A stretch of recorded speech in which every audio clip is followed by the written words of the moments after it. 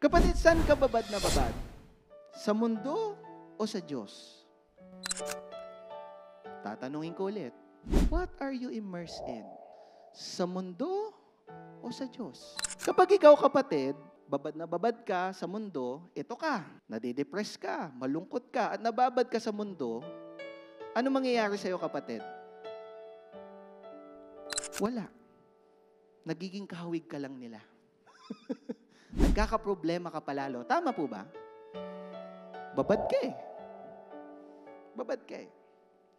Pero pag ikaw ay babad sa Lord, tingnan niyo po at dahil babad ka sa Lord, kahit merong kasalanan, kahit merong temptasyon, kahit merong problema, hindi ka mapapahamak. Bakit?